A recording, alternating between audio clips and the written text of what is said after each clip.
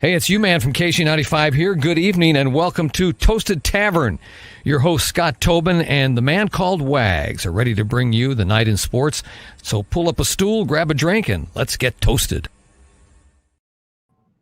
Hello and welcome into Toasted Tavern. I am Michael Wags, Wagon Connect, joined shortly here by Scott Tobin. He is getting ready to jump back into the chat as we're coming to you for the afternoon. It's a little weird that it's the afternoon and we're bringing you some Toasted Tavern talk, but it's a big special day here on the Tavern. We're going to be having a great guest coming in here in just a little bit to talk about the Cardinals and the upcoming Major League Baseball trade deadline. But before we get to that, Scott, man, how are you doing after a interesting weekend in Cincinnati for the Cardinals?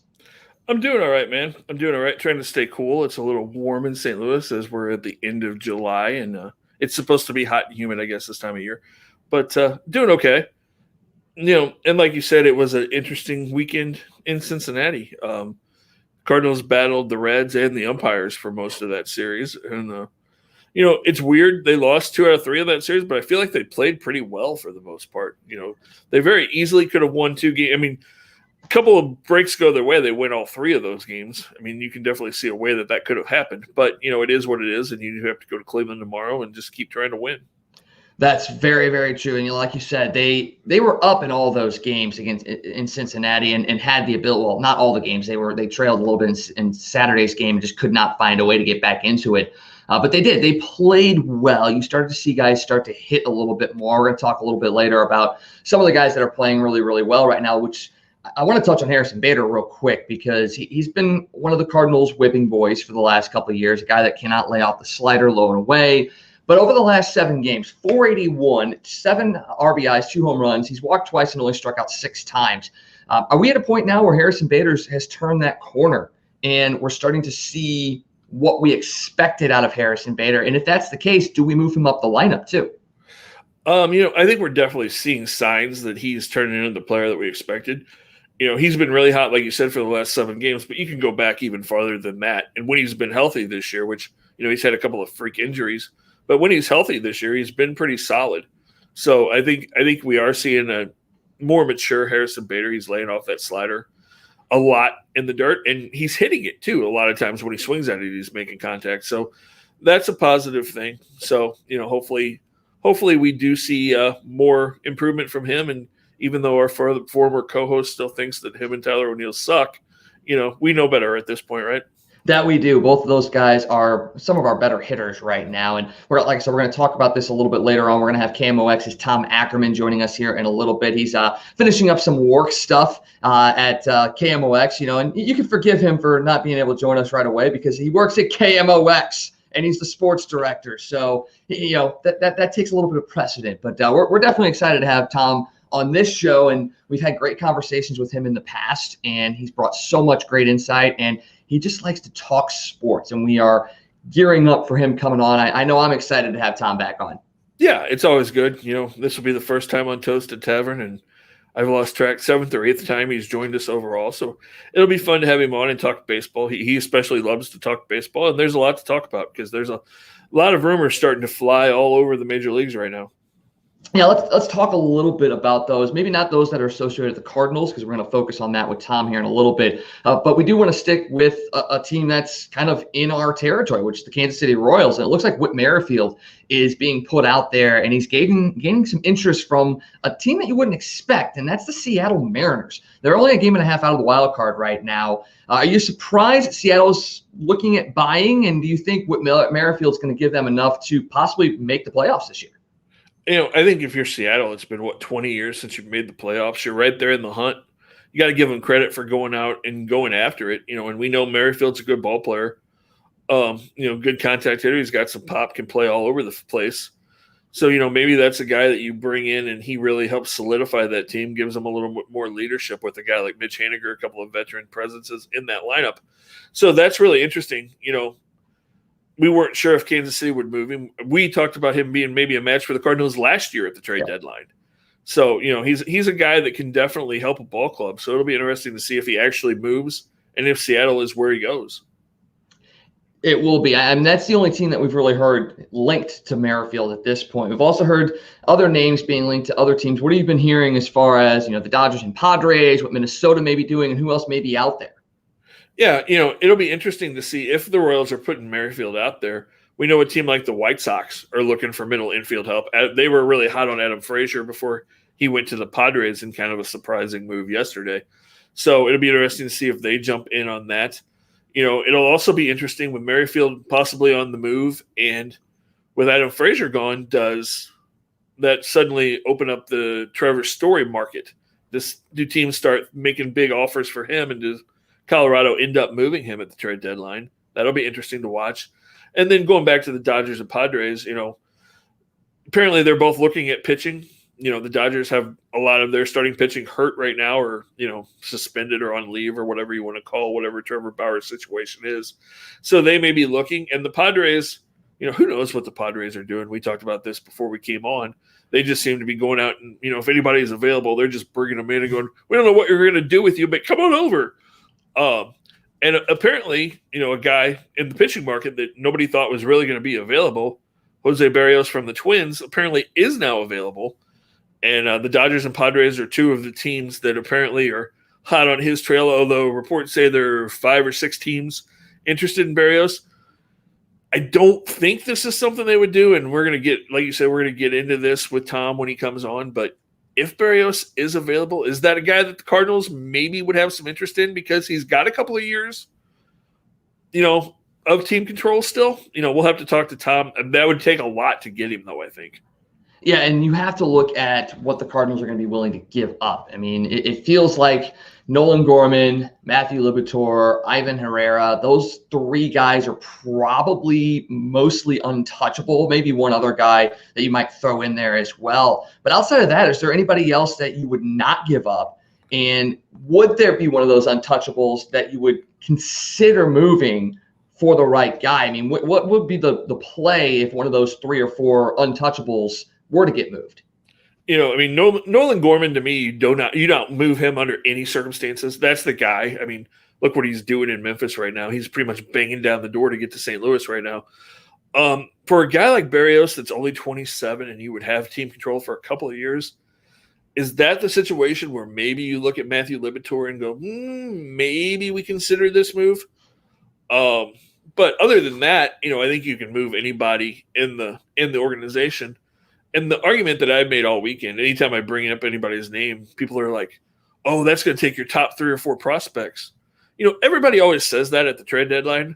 And then a trade gets moved, and we're like, wait, that guy got moved for those people? It's never the top 2 or 3 guys like you think it's going to be. It's always farther down that prospect list that gets moved, it seems like. So, we'll see what happens. It's going to be an interesting next 4 or 5 days, that's for sure. It really is. It's the best time of year. It's free agency in the NHL opening up, Major League Baseball trade deadline, and going off of that point of you don't see top 3, 4 prospects being moved. I think everybody says that it's going to take those, but I think every team knows that you can ask for them. But if you're not going to give up your top 3 or 4, no one else is really going to give up their top 3 or 4 unless they're idiots.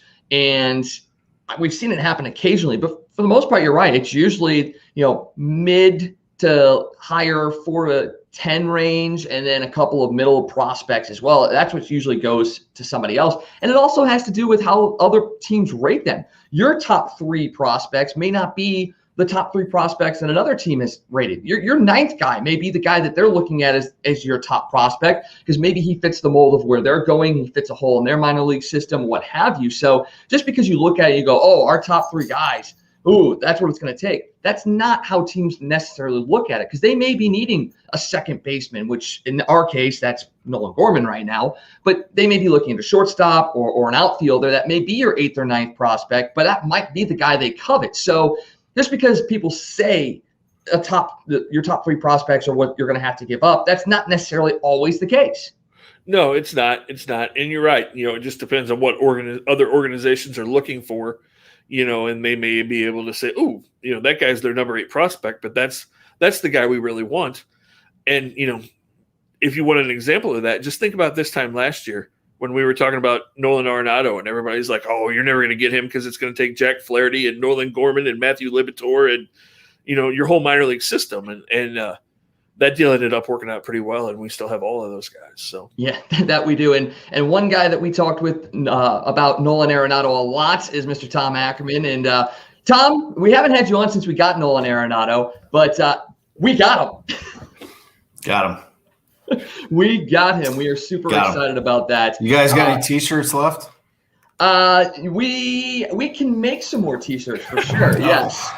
That's good. What's going on? How are we doing? Not much. No, we're doing really, really good. We're glad that you're able to join us today. Good to be on the Toasted Tavern. What a great name, too.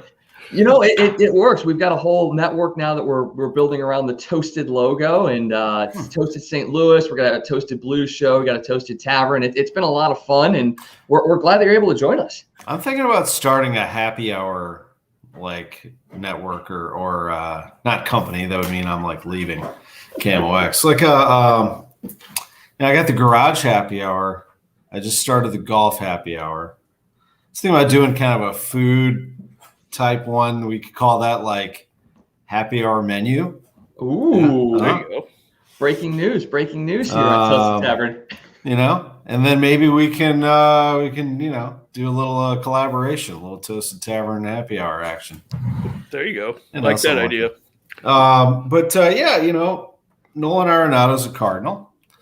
The Cardinals are 100 games into the season. So far, so good. I mean, the guy's a hell of a player. It's been a tough year for Cardinals fans who expected more, but the year is not over yet. And we'll see. I mean, there's still a ways to go here. I know it's disappointing, but the team has also weathered a few storms and are still somehow in position. So I have high expectations for this team every year. I also didn't expect Jack Flaherty to get hurt, and that definitely was the worst case scenario. I thought, if there's one guy they couldn't afford to lose, it's him, and that has set them back. So we'll see. It really has. And, we've talked in the past about the fact that this team has not been able to field the opening day lineup per se for much of the season. And you're seeing that. That's the reason they're a 500 team right now, is they have not been able to put this full team together. But now we're starting to see that, at least offensively. And you've got guys like Dylan Carlson hitting. You've got Nolan and Goldie doing what they're doing. Harrison Bader is starting to heat up as well. So now that we're getting the offense put together and we have pitchers on the way, like you said, you have a lot of expectations for this team. Can they make a run in this?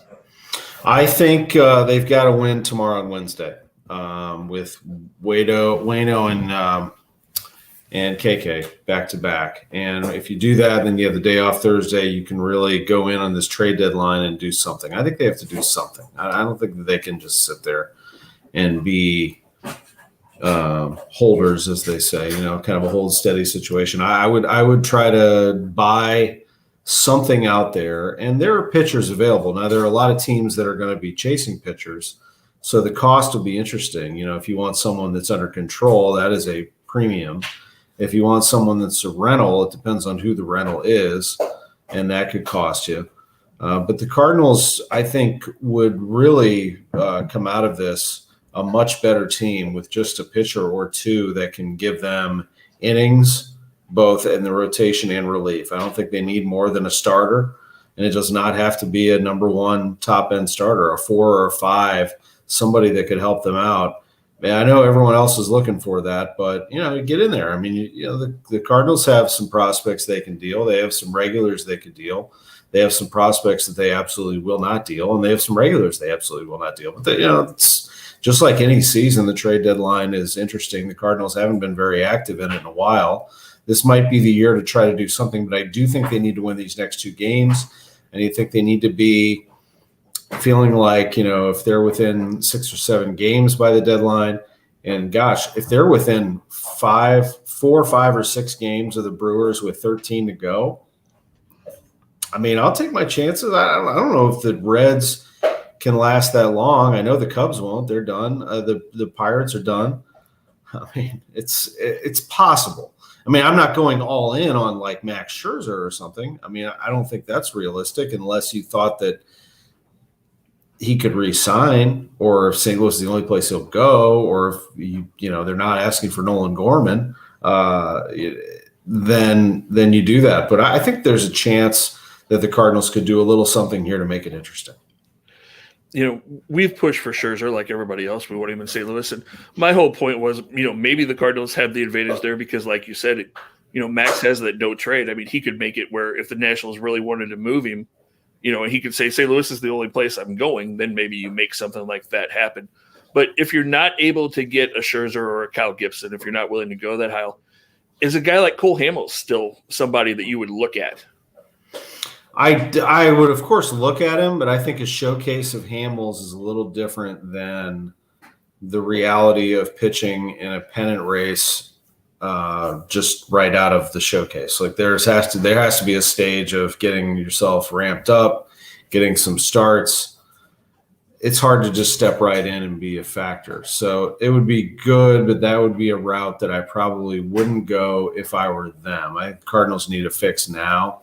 And that's probably why they haven't taken the free agent route yet. They could have done that a while ago and gotten that person ready to go. I think they feel like what they have in-house is able to hold things until maybe they examine this market a little closer and see what kind of deal they could strike.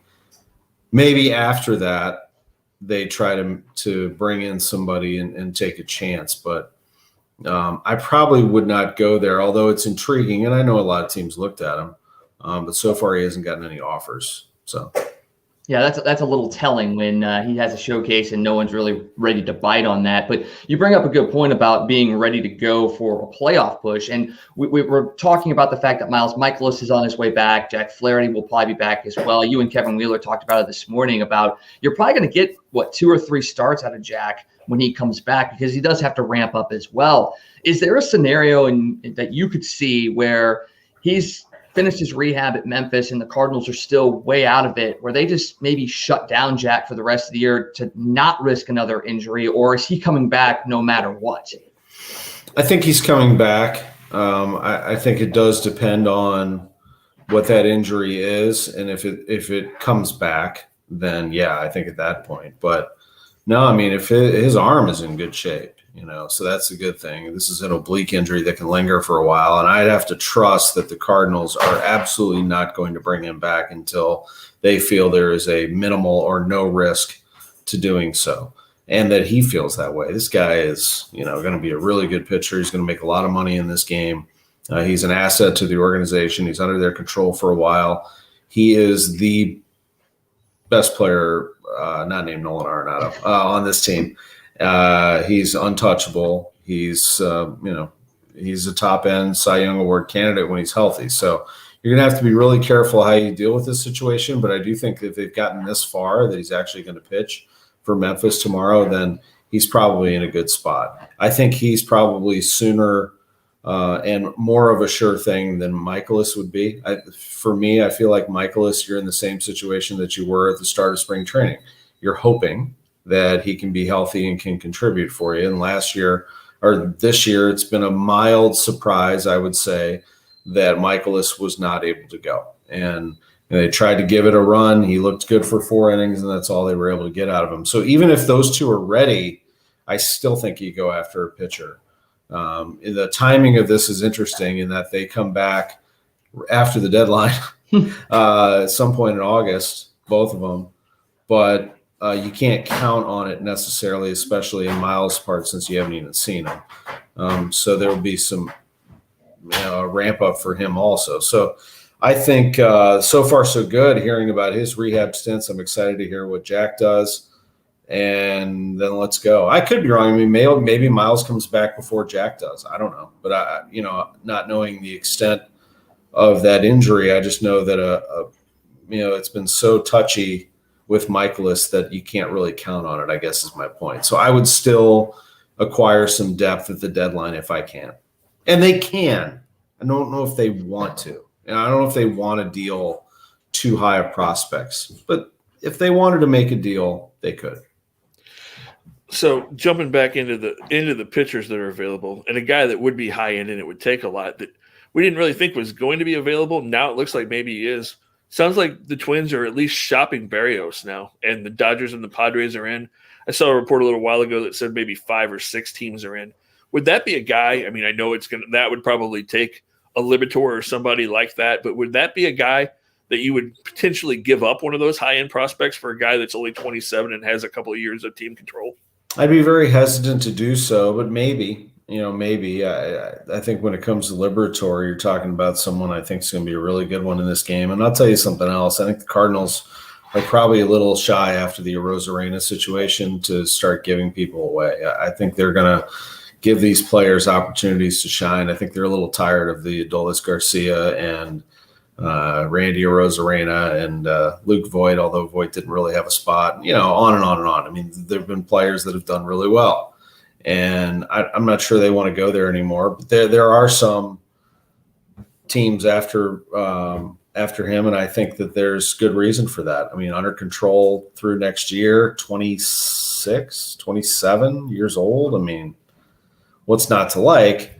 But that's the problem, is that I think somebody will pay a premium prospect for him, and maybe too rich for the Cardinals at that point. But we'll see. I mean, it's a fun little story to think about, that the Twins will be here on the trade deadline day. So, he could just walk down the hall and put on another uniform. But, this is what the Cardinals will do first before anything, is see who's available that they might be able to control for the 22 rotation.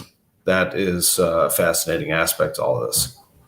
Well, and you talk about who they're not willing to give up. There are 3 or 4 guys that you probably don't want to touch. Who are your untouchables when it comes to not just the minor league level, but at the major league level as well?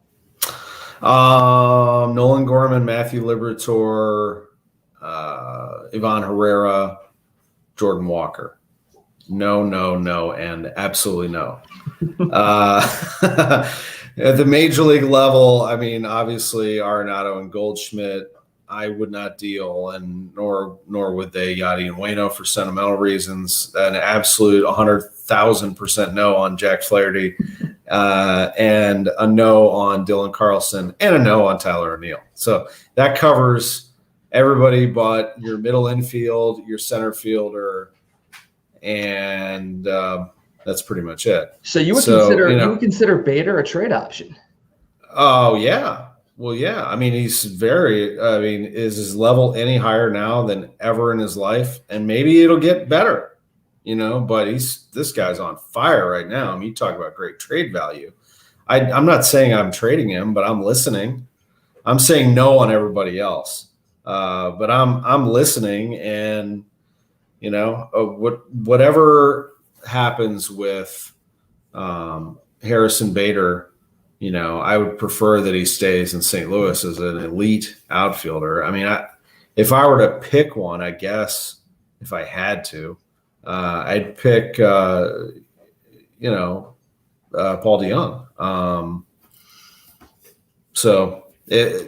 DeYoung is a good player.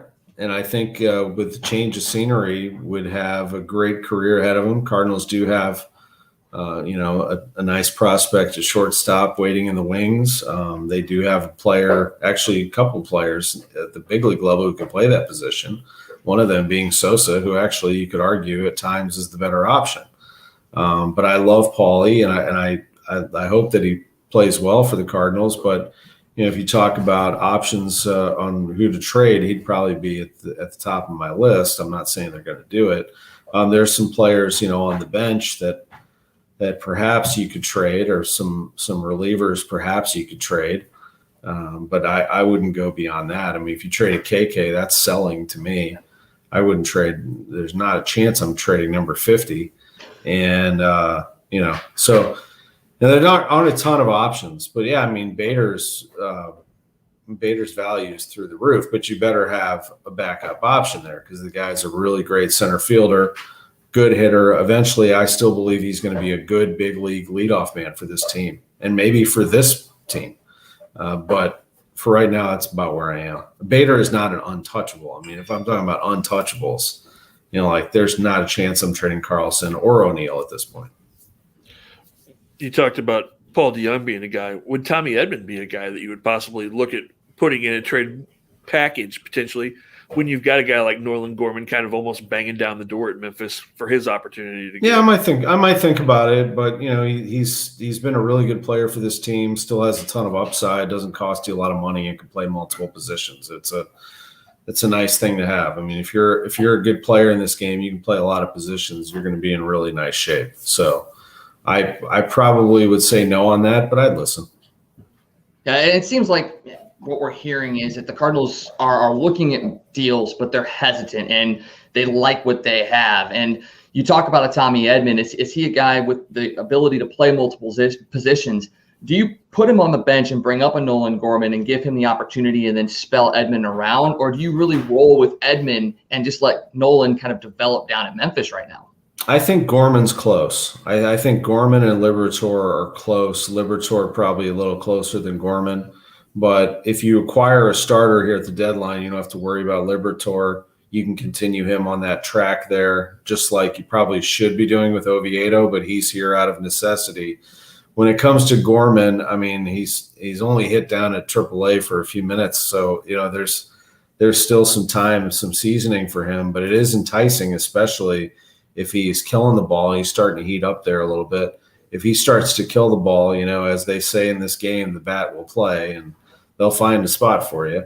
But he's eventually going to start in the big leagues and play a lot and hit. And so I don't know. Depends on what the Cardinals' needs are at that point. But if you feel like he's the answer over Edmond, I just doubt it. I feel like Edmond still serves a role as an infielder, outfielder.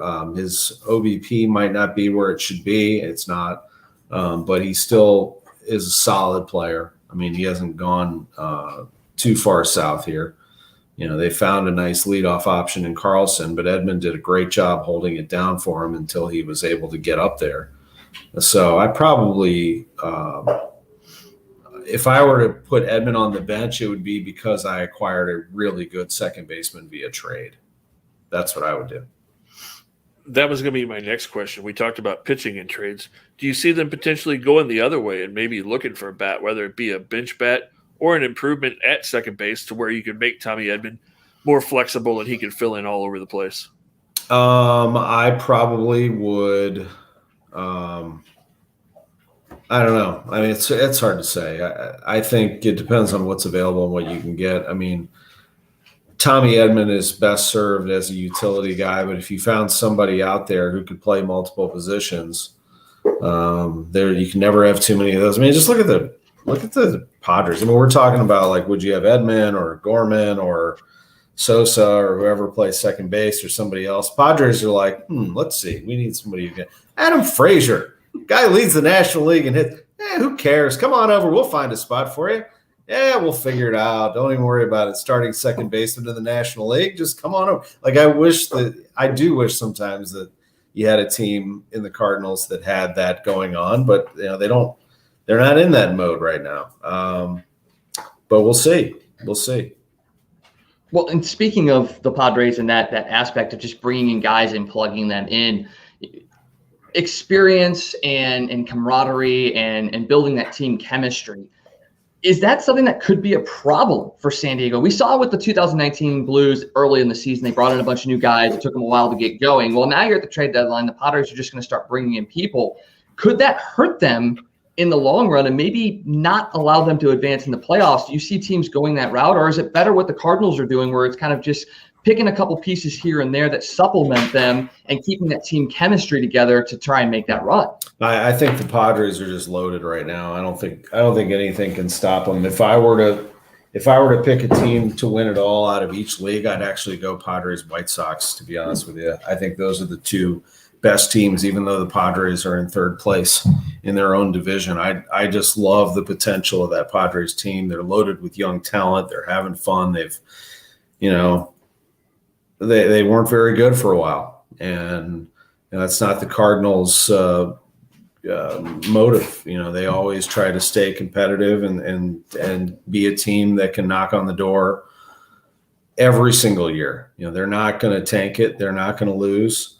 they're going to be a good team. That's what they want to be. So 2 different situations there. And no, I don't think so. I think if you acquire talent, you're having fun and you're winning, you just keep on doing so. And I think that's what the Padres would do. Cardinals are in a different kind of situation right now, but they do have money and they do have the ability to make a deal. And they did land one of the best players in the world in Nolan Arenado. And I know they want to keep him around and make this thing fun for a long time. I think Cardinals are going to be good for a while. Padres are just in a different, different universe right now. Not that they can't be beaten. I mean, Cardinals came pretty close to toppling them last year. And I'm very impressed with the Giants, how they've been able to stay on top of that division. And the Padres are just in an aggressive mode right now of making absolutely sure that they can chase down the Giants and Dodgers and either win that division or secure themselves a wild card spot. But they're going to get it. They'll be one of the 2. Talking about the Dodgers, you think they could be in a little bit of trouble out there? They've got the pitching issues. Kershaw's hurt. Mookie Betts went on the disabled list yesterday. Corey Seager apparently had a setback in his return with his hand. Apparently the team doesn't want Trevor Bauer back. His teammates have said they don't really want him to come back if he can come back. I think the Dodgers could have a little issue trying to hold on in the West with the playoff spot. No, I think they'll find a way just because they have so much talent, so much money. It just seems like they keep throwing money at problems and players keep coming. But they do have an issue in the rotation because of what you just mentioned, Kershaw and Bauer most notably out of the rotation, which is why they're a threat for Scherzer, I think. Unless the only thing would be if Scherzer, who has full no trade protection, says, they're not going to re-sign me. Or they're not going to sign me to a deal. So I think I will avoid that. I don't know. I think he would want to play for a contender and be part of all that. So I think the Dodgers will be able to solve those issues, but they do have an issue on their hands. They've been able to weather the storm with all the pitchers they've been able to put through there. But the Giants, man, they've been a real pain in the side. I mean, those were the 2 teams that were supposed to get it done, and the Giants have played some good, consistent ball. And by the way, they'll be players at the deadline. I wouldn't be surprised at all if they went and got Craig Kimbrell from the Cubs. That's kind of a piece that they need, is a good, solid closer like that, and then let's bring it. I mean, that's a good team right there. 25 games over 500 right now. That's incredible. And, when they were in town playing the Cardinals, listening to the broadcast, they talked heavily about the analytics that the Giants use and shifting not just by player, but sometimes by pitch. And it's something that's kind of always, I wouldn't say driven me nuts, but it is something that's become more prevalent in baseball, is the heavy analytics side of things. And I get it has a part in it. The numbers don't lie. But the heavy reliance on that seems to have moved baseball a little bit away from the eye test and things like past success, maybe even past failure. I totally believe it has a part in the game. But in your mind, what's the kind of ratio that you put down to analytics, eye test, and previous success or failure? I mean, what percentage does each of those hold in a truly good baseball team? I mean, I don't know about – I think it depends on the team. For me, it'd be 50-50. I mean, I got to have scouts and I got to understand both sides of it. So I want analysts who can crunch the numbers for me, but I want people who have actually seen these players interact. I do think it's important to know what kind of people they are, what kind of teammates they are, how they perform under pressure, how they perform under no pressure, and different scenarios. Sometimes you can't totally weigh with stats. You can't weigh everything with numbers. So I like some of the old school thinking, but I absolutely embrace the modern analytics and how those are all computed and how players are evaluated from that standpoint. But yeah, the Giants are very innovative in that way. Giants are very, very good. Giants are the best team in baseball. Meanwhile, the Cardinals still beat them 4 out of 6. Yep. I'll tell you something else that's interesting. When Wheeler and I were finishing up the show, I was sitting there looking at the Brewers' schedule. The Brewers still have to play them 7 times. Have to play the Giants 7 times. There's the other thing. So the Cardinals, 20 Brewers games, 13 against the Cardinals and 7 against the Giants. And by the way, they also have 3 against the Dodgers to wrap up the year, which could be very important games for the Dodgers. So gettable, I still think, for the Cards in that way, not to change the subject off the Giants and the way they think, but it's important, I think, when you're analyzing a baseball team to to still look at all aspects. I do not want computer analytics to take over this game. I don't think it's great for the game. Look at this guy. He wants his moment in the sun. Yep. So I got one over here who's whining to go out that door, and I got one over here who's looking out the window. Guys, I just got home. What do you want? Where's your bone? I got you a bone. Wait, let me let this guy out real quick. Yeah. Go ahead. This is so Joey's over there staring at me like, bro. I mean, who are you? Who are you talking to? I'm gonna let them have some fun. Give me like 1 minute. Okay. Tom Ackerman going to jump out, let his dogs out because, I'm house sitting for my brother right now too. So I've got a dog that I'm watching as well. She's kind of popping over to the door every so often as well, being like, hey, give me attention. And I feel bad because I worked 15 and a half hours on Saturday and right. I was not able to spend as much time with her as I could. But yeah, I totally understand that. And you've got Nico. So, I mean, and you know the dog situation. He's actually sitting right here by my foot staring at me like, when are you going to get off that thing? So, yeah, we all understand. Yep. The dogs are definitely man's best friend for sure. And we were just saying, Tom, I'm house sitting for my brother. I've got a dog that I'm worried about. Scott's got his dog Nico at his feet. So the dog situation is in full tilt. Yeah, my boys, they're awesome. Joey and Bear, they're 2-1, both rescues. Love those guys. And, they were very, very excited to see me when I got home, which was not too long ago. A pitcher, going back to the pitching, a pitcher that I was thinking about earlier that I didn't bring up with Wheeler today is John Means. So the lefty for the Orioles, he seems to be the perfect fit. And it's probably why he hasn't been traded yet, because the Orioles have been out of it for a while. And Means threw a no-hitter, if you recall, earlier this year, went the distance, 12 strikeouts, didn't allow a hit, didn't allow anything except for a dropped third strike that was actually went down as a wild pitch. Only time in baseball history that there's been a no-hitter and the only runner was on a wild pitch in that fashion. So he was that close to a perfect game. But I looked at his numbers. I mean, he goes pretty deep into games. He has a very, very favorable strikeout to walk ratio. I think his whip, walks, hits per innings pitch, is under 1. He is exactly, what you're – and on top of that, he makes like $500,000 and he's signed through 2025. Or he's under control through 25. So – he's like everything you could possibly want. And the more I looked into it, I'm like, oh, okay, so that's why he hasn't been dealt. There you go. I mean, his numbers are astounding, really, when it comes to available starters. And on top of that, he's a lefty, so you could put him out there with KK. So this is the guy I'd be going after, but I just don't know what the Orioles would be asking. My assumption is a player of that under that much control. I can't read that small, but I think I don't know if it says his contract status, but he is through 2025. That is probably why John Means hasn't been dealt. So that's one. Kyle Gibson would be a dream acquisition for the Cardinals. Went to Mizzou. All in all, good kid.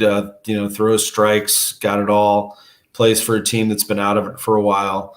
Probably tough to get, from the Rangers. And so this is going to be, I think John Mozeliak is managing expectations here. He's let people know that he's looking for starters. He told us that. He told me that on Sports on a Sunday Morning flat out, but that it's easier said than done. The market is a seller's market, and it probably will come down to Friday.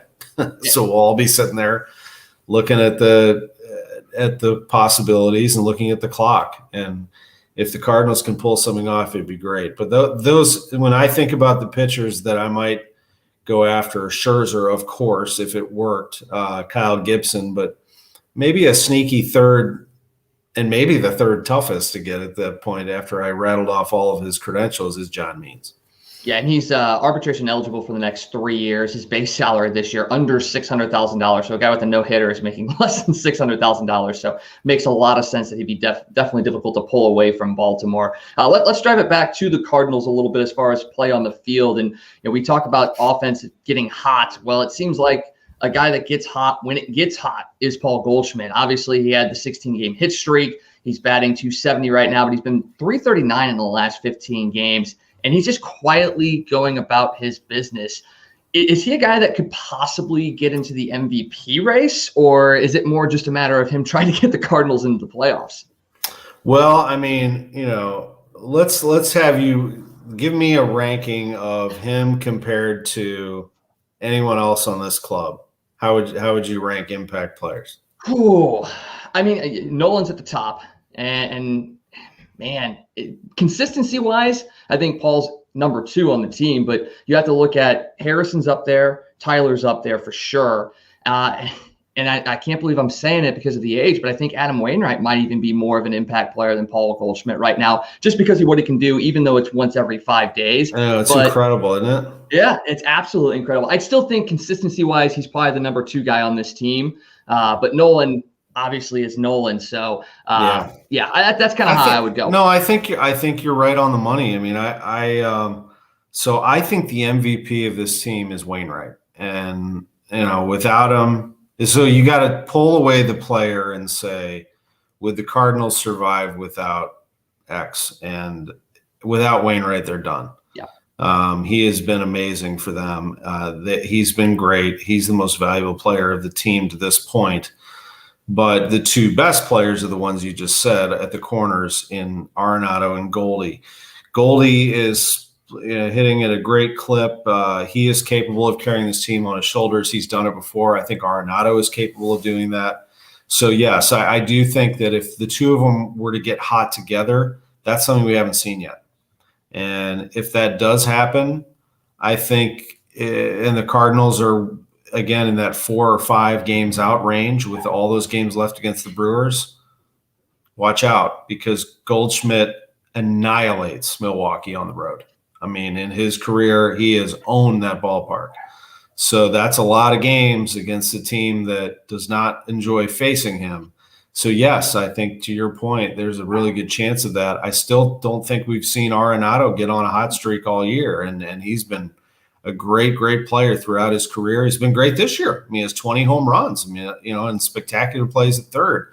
What more do you want? But that Arenado where he cannot be stopped for a week, and if Goldie goes back to being that is a dynamic combination. And this offense has potential to explode because right now we finally have the view of what everybody wanted the Cardinals outfield to be. I mean, the Cardinals outfield is hot right now. O'Neill, Bader, and Carlson are all hitting the ball and playing very, very well, and playing defensively just amazingly well. So that's certainly capable. You still have to have pitching to win. All those guys could be great, and if your pitching's not there, it doesn't matter. But I think there's a really nice chance that this team could be carried by 1 or 2 of those players, Goldschmidt and Arenado, and still be a factor. That's why I believe they're still in this thing. And I know, we get a lot of eye rolls from Cardinals fans, and I totally get it. I mean, I have been here my whole life. I expect this team to be good all the time. I've been disappointed in games. I felt like they've found ways to lose. But I still see a team with some resolve. They've taken some hits, and you've got 2 stalwarts there. You got 2 really, really good veteran players that can keep this team steady. There's not a ton of inexperience on this team outside of Carlson, I guess, in the lineup. I mean, Bader is now a veteran. O'Neill's played enough where he can be counted on to he's learning as he goes. So those 2 guys, once considered to be wet behind the ears, are kind of developing into veteran players. And Carlson doesn't act like a rookie, but it actually is his rookie year. I think it's a pretty, heady team, and they don't get rattled too often. So, what does all of that mean? Well, they're going to have pitching, or it doesn't matter. But I think that's just another reason to try to make something happen here in the next few days. A really interesting stat that I saw this morning, and you guys were talking about who is the MVP of this team. You know what player on this team, when he's in the lineup, the Cardinals are 7 games over 500 this year, and when he's out, they're 7 under. The guy that a lot of Cardinal fans call a clown, I didn't give you a chance to answer this, but Harrison Bader. The Cardinals are 7 games over 500 when Bader's in the lineup and under when he's not. So I guess it's his defense more than anything else that just kind of settles everything down when he's down there. You think everybody's more comfortable? I mean, we've seen how well this defense, especially the outfield, has played since he's come back. He's an exciting player too. So when he, when he can stretch a single into a double and get that dugout going and get the line moving a little bit, that's exciting. And of course, he hits the ball a mile when he connects it. And he's a great player in the field. Yeah, they've been great since he came up. Well, he's been great since he came off the IL, and they've had a pretty good July with him. So, yeah, I'd put Bader up there as a very valuable player to this team and a reason for their success, or at least a reason for them kind of hanging around. That this was the first time they had lost a series since the Rockies series on July 4th. So it's a team that needs to get hot, though. They need to get on a hot streak, and maybe Bader can do that. Wheeler and I were kicking around the idea, he brought it up, of maybe moving Bader up to leadoff. I said I don't really like that. I want those 1, 2, 3 where they are right now and keep Bader where he is hot, because you need somebody who can heat up towards the back end of the batting order. But it was interesting, to think about Bader leading off a game and getting something going. I still feel a little more comfortable the way Schilt has it right now, but we'll see. Yeah, it's going to be real interesting for sure. And you talk about the headiness and the veteran leadership that the offense that has. You move to the bullpen, and you do still have some veteran presence there, especially with a guy like Giovanni Gallegos. But then you have guys like Alex Reyes and Genesis Cabrera that are still relatively wet behind the ears. I mean, Reyes has been phenomenal this year, everything that we've expected over the last few years. Obviously, he set the saves record to start a career, which is amazing. And then he had the bounce back after blowing that game against the Cubs. It showed the maturity that he has basically grown in the last couple of years. Are you still comfortable going into the postseason with Reyes and Cabrera at the back end of that bullpen, or do you look for a veteran guy that can get in there? I know the Cardinals have made a ton of moves, like you said earlier, about bringing in a ton of pitchers, but are they going to look for that veteran bullpen guy to really settle things down, or do you look at Jordan Hicks and hopefully get him back to settle things down as well? No, they really miss Hicks. You can't count on him coming back, but they definitely miss him. I'd try to acquire a veteran, and maybe, if you're going after a starter, maybe you do a little, a multiplayer trade with one team and bring a starter and reliever, over, kind of like what you did with the Blue Jays a decade ago. But that would be nice just to have some more depth. I'd love to see a reliever, somebody with some experience on the back end of that bullpen. It's a good bullpen right now with Cabrera, Gallegos, and Reyes, but they've been used quite a bit, and not always, but, in a winning game, that's your combo. And can you count on that in late September and into October if you get there? I don't know. So, yeah, it'd be nice to have, because beyond that, who is that fourth person? I don't know who that is. I mean, I've seen a lot of guys. Now, there's a chance if you acquire a starter, you could put Oviedo back there. If you didn't want to continue to develop him as a starter in the minors, you could keep him around. Gant has issued a lot of walks. Miller has been, here and there. Helsley has had good moments, but he's given up some big hits. There's not, to me, that the options back there are somewhat limited beyond those three. And those three are also really young. It wouldn't be bad to have some veteran experience back there. Somebody who doesn't have to throw gas either. Someone who can throw strikes and get some outs for you. That's what you want. But boy, it'd be nice to pull the race car out of the garage and have Jordan Hicks, throwing 103. But I'm not sure I can count on that. I hear that he's, Schilt said yesterday on my show that he's doing great and he's continuing to work, but I don't know what the next step is for him and when you could actually see him. By the way, the other name, the guy who's been throwing, or at least is on a program, is Dakota Hudson. I kind of wonder what that means, and would they miraculously find a way to get him back in there towards the end of the year? Yeah, that would be really nice if Dakota could come back and get a little glimpse of what next year will be when you get him in that rotation. Because how deadly could that Cardinals rotation be next year if you have Flaherty and you have Hudson and hopefully Alex Reyes is in that rotation? That would be a pretty scary top three. Yeah, it would. It really would. And Max Scherzer and right, Cal Gibson and yeah. I mean, I'm going to assume that they can find a way to re-sign KK. And if Wainwright wants to come back for another year, sounds like he'd be open to that. And to have Jack and Dakota, and maybe Alex Reyes is part of the rotation, and maybe Oviedo's a step closer. And I know he hasn't won a game, but I think anybody who has watched pitching through the years knows he's got the stuff.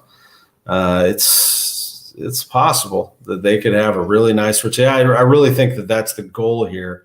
They're not throwing the year away at all, but they're going into this deadline thinking, how do we make the 2022 rotation look great? What does this mean for us? And take it from there. Well, and Oviedo, you've seen his confidence grow the last couple of games as well. And yes, the game against the Cubs probably was one of the best games he's pitched this year. And yes, he struggled a little bit against Cincinnati, but I still think his confidence has definitely gotten a lot better as the season's gone on. But I want to come back. I want to touch on something, and it's this is one of those things that as Cardinals fans, we're probably going to never let it go. You talked earlier about what the Padres are doing, bringing in a guy and finding a place for him. We're going to find a spot for you. And we had that situation come up earlier this year when Albert Pujols was released from the Angels. Are the Cardinals kicking themselves that they didn't bring in Albert, or really was it that the move that they really shouldn't have made? I mean, is Albert not in a Cardinal uniform the best decision that they made? Well, a little different than Adam Frazier in that there was no spot for Pujols. That's the problem. And he only plays one position, and that's been taken by a really, really good one in Paul Goldschmidt. And there's no way that you would rest Goldschmidt for Pujols. The only way that Pujols plays is if he comes off the bench as a pinch hitter once in a while. Tips his cap, big ovation, takes a swing once in a while. Not sure that's really what he wanted. Now, I'm sure he would have had fun, and it would have been fun for Cardinals fans. They would have sold a lot of tickets. But I'm not sure that's – you could look back on that and say, gosh, it'd be nice. And I wanted him as much as anybody. But I can't really go back and say they should have known that he'd hit home run. Like, he still wouldn't have had a spot. I don't care. I mean, he's not going to take Goldschmidt's spot, and nobody else – he doesn't play anywhere else, and there's no DH. So maybe against interleague on the road, that handful of games. But other than that, he doesn't have a spot. Now, next year, if he's going to play another year and the DH is in the National League, that could work. If this was September and the Angels released him, I think it was a surprise that the Angels released him so early. I don't think that was part of the Cardinals' plan whatsoever. I think the Cardinals have a plan for almost every scenario. Like, don't you think they were like, what if Albert Pujols late in the year and the Angels were to, would we? But in May, I mean, I'm not sure that timing was there for them. I think in September, that could very well have happened. He comes along and comes off the bench, and the Cardinals have another weapon off the bench, and you trot down September with Albert Pujols trying to make the playoffs. It'd be kind of fun. But no, it just didn't work out. It was a surprising move. I think there was probably some interest there on his side. I'm sure I know the Cardinals talked about it internally, but he ends up on the Dodgers. Do you think a bench bat is something that they look at the deadline? Because that is something that's really hurt this team quite a few times in the last couple of weeks, even, is the fact that we just do not have a guy that you can bring off that bench in a key spot and get a big hit. Yeah, I think there's just a bat. I think that on this team, there are really, we talked about the untouchables, but quite honestly, there are only a few people on this team that start every single day. Goldie and Arenado, Carlson. O'Neill's been hurt, but probably O'Neill has to get the start, right? Every single time.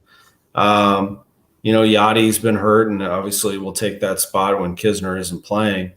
But beyond that, there are interchangeable parts. I think you could move around with another really good outfielder and be totally fine. I mean, you could bring somebody in, have Bader come in as a defensive replacement. You could have a left-handed bat. And when you're facing righties, you use that guy. When you're facing lefties, you let Bader go in and blast them. There's a lot of options there. Middle infield. So I think just a bat. I mean, the ideal bat would be someone who plays all those positions. A little bit of infield, a little bit of outfield. But if you could find somebody that could play multiple infield positions, that'd be nice. I mean, Edmond hasn't been very good from the left side, so a lefty bat who could play in the middle infield, play second base, let's say, would be terrific. Wheels brought up Eduardo Escobar of the Diamondbacks, and not only is he a good player, but he's a good leadership type guy. That's a great choice there. So I'm sure that maybe not even a bench bat, just a bat. Maybe somebody that you could throw into that starting lineup, and then Edmond becomes a player off the bench. So we'll see. Yeah, a couple of guys that I was looking at earlier that I'd be interested in. I know the Marlins are looking at moving Adam Duvall, which would be that left-handed power bat, which wouldn't be bad in the outfield. And then infield, Josh Harrison, a guy that we saw a lot when he was with Pittsburgh. The Nationals might be willing to move. That would be a guy I'd love to see here. Yeah, Nationals, I feel like, are getting close to being a sell team, but I don't think they've declared that just yet. But they're definitely fielding offers. And, oh, man, love Josh Harrison. God, boy, he killed the Cardinals, didn't he? He's one of those guys like Votto or who else? Winker. Used to be Carlos Beltran, too. Beltran, Winker, Aramis Ramirez, who, like, every single time they were at the plate, they got hit. Yep. So yeah, Harrison would be great. He can play. That solves that problem. He can play a lot of positions for you. So we'll see. I do think the Cardinals are going to do something along those lines. I don't think they're going to come out of this deadline with just that. I think they will add pitching first and then seek a bat. I think pitching will be their priority. If they come up with nothing, I mean, it is what it is. But I don't think so. I don't think they're going to go through this deadline with nothing. Maybe I'm wrong. That's very true. One team in the National League Central that they got an interesting conundrum that they're in is the Cincinnati Reds. We talked a little bit about them earlier. They're a team that could possibly buy, a team that could possibly sell. But even if they buy, they still may have a guy in Nick Castellanos that they may look at moving as well. Is that something that may be a possibility, that you could see a guy like Castellanos move to bring in pieces that would help the Reds? But he is their best player. So is that something that the Reds may even be entertaining? I don't know. I don't know if they would do that. I think if they're going to buy, they're going to keep Castellanos and go for it. But I don't know. I kind of go back and forth on them. I have since the beginning of the year. I'm not sure who they are necessarily. Sometimes they look great. Sometimes they don't. They're kind of an inconsistent club. Have been really for a while. Thought last year they were kind of the trendy pick, and then it just didn't work out for them. So, yeah, I'm not sure what kind of a team they are necessarily. I don't think they're sellers. Would be totally fine if they are. Kind of move them out of the way also. But this is a team that if they were to do something aggressive, I saw on MLB.com somebody suggesting that they should go get Trevor Story. That would be a move, an aggressive one. So I guess they could get as aggressive as that or do nothing. I don't know that they're going to be sellers.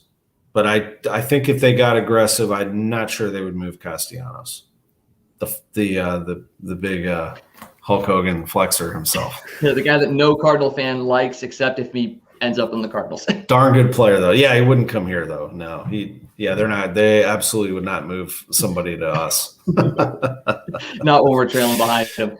Oh boy. So I heard through the grapevine that you got some big things coming along in store as far as the Garage Happy Hour. You want to talk a little bit about what you got coming up, and you talked about spinoffs as well. I mean, what's going on with your other shows out there? So I've had a little break here on the Garage Happy Hour. I don't know that we've had an episode for a few weeks. I had a little vacation, had a little time off in July, and then this past Thursday we had a Cardinals game that the pregame started right around Garage Happy Hour time. I didn't feel like that was right to do the show in the middle of Joe Potts' pregame show.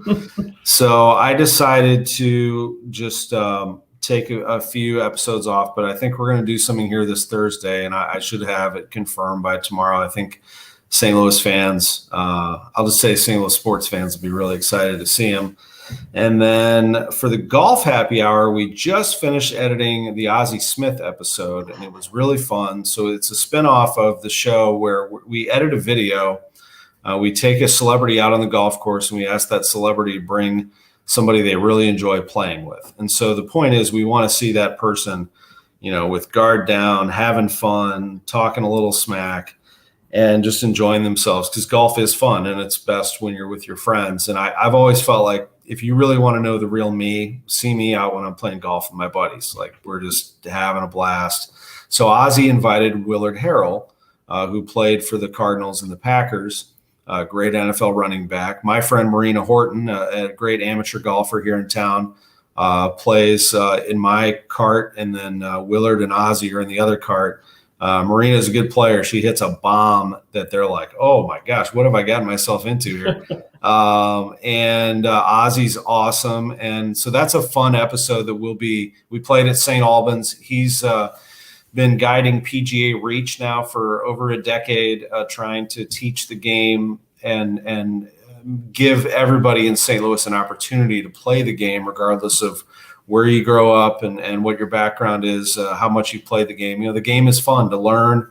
And I think, in this pandemic, and we are still in a pandemic, it is the ultimate social distance sport. So that's a fun thing. And then the next one, which I haven't announced yet, and I think I might hold it off just a little bit longer, but I'll give you a hint, is a very popular St. Louis-born athlete. So I'll just leave it at that. Will be our next one for episode 4. And then I had another very popular St. Louis-born athlete who I talked to just yesterday, and he's agreed to do one. Probably won't be able to do it until next golf season, but I think people are really going to like that. So the idea is, doesn't have to be a St. Louis person, but I'm trying to get people that we know just out playing golf in a 10-minute video with their favorite people on a golf course that maybe you have or haven't played, but here in St. Louis, and just have some fun with it. So just trying to promote the game a little bit. Well, and we've got a lot of great courses here. Obviously, we had the PGA Championship here, which was phenomenal. And we've got the big event coming up here later this year as well, with some of the senior PGA guys as well. So it's a great spot. I mean, you look at St. Louis, and you can count on both your hands how many great sports things we have here. Obviously, we got golf, we've got the baseball, we've got hockey. Yes, football is, the NFL isn't super popular here, but football is good. Soccer is good. We got the soccer team coming as well. And you think, man, what, bowling, tennis. Yeah. I mean, St. Louis is a hotbed for sports, and we're just incredibly lucky to have a station like KMOX that's able to help promote it, and people like you that really just are excited about the city, about the game, and about just getting it out there to everybody possible. So we can't thank you enough. Well, I appreciate it. There's a real passion for sports in this town. As you know, I grew up here, and so, support youth sports as best you can, because, these kids grow up with dreams of being great. But, in my case, like, I played sports growing up. I thought I had a dream of being, a starting point guard on an NBA world champion. I didn't turn out to be all that. But it grew into me wanting to broadcast sports. And so I just feel like sports are a great teacher about life, but they also help you learn a little bit about yourself, how to be a great teammate. And, I think they're very healthy. So this is a town, and there are a lot of cities that encourage youth sports, but this is a city where sports are a way of life, not just the teams that we root for, but it's about conversation. It's about competition. It's about fun. It's a great way to pass the time. And I'm excited about where we're headed with the MLS team. It's going to be amazing. It's the only pro sports franchise that I know of that's going to have its training facility and stadium next door to each other in a downtown location. It's just insane. So it's going to be a lot of fun. We know, of course, Cardinals and Blues, how big they are here, and who knows what's next. I mean, I would never put it past our incredible, generous leadership of many businesses here in town, like the Taylors, who just decided, you know what, enough. We're taking over, and we're going to help build downtown West. Like, that was part of their thought. Yes, MLS is awesome, but it's also a way for us to put our stamp on this city. Very, very true. And yeah, the NFL is not out of the question. We have that whole situation that we're progressing as well. I don't know if I want to deal with that league anymore, to be honest with you. But if they want to give us a team and give us a local owner, or if a local owner were to step up, that'd be great. But otherwise, it's funny. You kind of learn how to live without it. Like, I've sort of enjoyed my Sunday afternoons. I can just turn on the TV in here and watch a quarter of a game. Interesting. Okay, well, I'm going to go play golf now, or I'm going to go hang out outside and not have to, I have my friends who are Bears fans or Jets fans who just all season are like this. It's just miserable. And I'm more of a college football guy anyway, so going to be some exciting college football for Mizzou fans here in the next couple of years too. Mizzou will be good. I think Illinois will start to take some steps to being better. My Indiana Hoosiers are going to be really good, I think. And so, I'm very excited. I just love Eli Drinkowitz, though. Man, this guy is recruiting like a madman, and he'll bring a little pizzazz back to Columbia. I love what Ben Frederickson wrote in the Post-Dispatch on Saturday about Eli. If you did get a chance, read about Coach Drink and what he's done at SEC Media Days, how they're comparing him to like a young Steve Spurrier. It's awesome. I mean, it's this is the SEC, man. It's showtime, show business, and he gets it. So I'm excited to see what Mizzou can do for sure. I grew up a huge Mizzou fan, still love them. Yeah, and it's going to be real interesting to see what the SEC looks like in the next couple of years. Scott, you got something else? No, I was just going to say, hopefully, we'll have it in the works. Coach Drink's going to be right here on Toasted Tavern here in the next couple of weeks too. Oh, baby, the season. So, oh my goodness, he'll tear it up. He's awesome, great guy. Yeah, we're looking forward to that, and we got our big trip to Kansas City coming up in a couple of weeks as well. Hope to have a lot of great people on. We've already got Mike Claiborne lined up as well for us, and anybody that's part of KMOX that may be traveling out to Kansas City, we're going to be broadcasting from the Negro League Hall of Fame the weekend the Cardinals are in town facing the Royals. So We're looking to have a huge weekend of shows out there. Please say hi to my friend Bob Kendrick. He's the best. They were our headquarters for the All-Star game in 2012, and I've been in love with the Negro Leagues Baseball Museum ever since. And then Bob's just a great guy. You'll have a blast. I think Bob's actually on vacation that week. Is that right, Scott? He keeps going back and forth. I've talked to him 2 or 3 times. Dr. Doswell will definitely be with us, Ray Doswell. And then Bob isn't 100% sure whether he's going to be there or not, but hopefully. Well, Ray Doswell will take care of it. Yeah, he's a good man also. That he is. Well, Tom, I know we've taken up over an hour of your time, but we always love talking. We always appreciate you coming on and everything you've done for us. Any shout outs you want to give out or promoting any of the shows that you're a part of?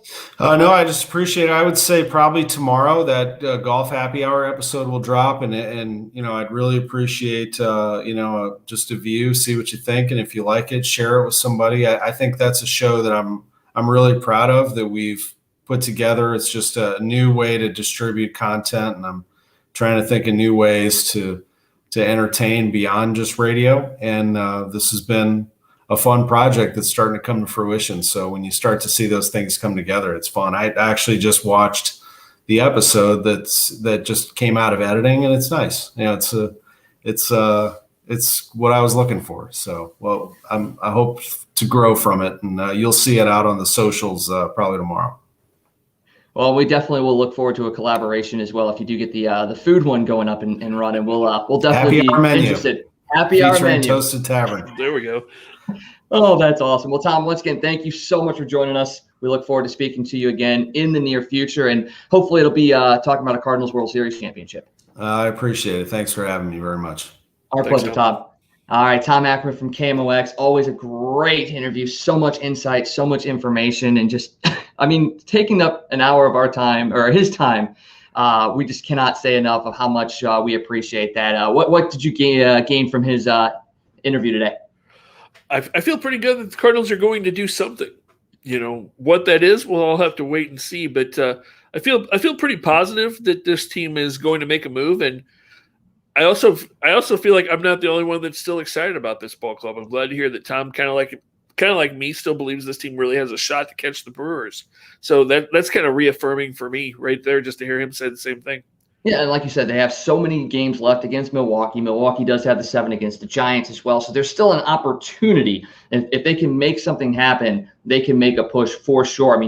13 head-to-head games. You're back 7 games, right? Or 8 games right now. you win a majority of those games, you're right back in it. So it's not out of the realm of possibilities. So I want to thank Tom once again for his time today. Lots of great insight. Make sure you come back tonight at 9 o'clock for our nightly show. Talk about the breaking news concerning Aaron Rodgers. We'll talk about the Cardinals some more. We'll talk a little bit about the Blues in the entry draft over the weekend as well. Plenty of stuff to talk about tonight on the Toasted Tavern at 9 o'clock. For Scott, I am Wags. Thank you guys so much for joining us, and we'll see you later tonight. Hey, it's U-Man here from Casey. For all your sports news, catch the Toasted Tavern with Scott Tobin and the man called Wags, weeknights at 9 p.m. You can follow Toasted Tavern on Facebook, Twitter, Instagram, and YouTube. Let's get toasted.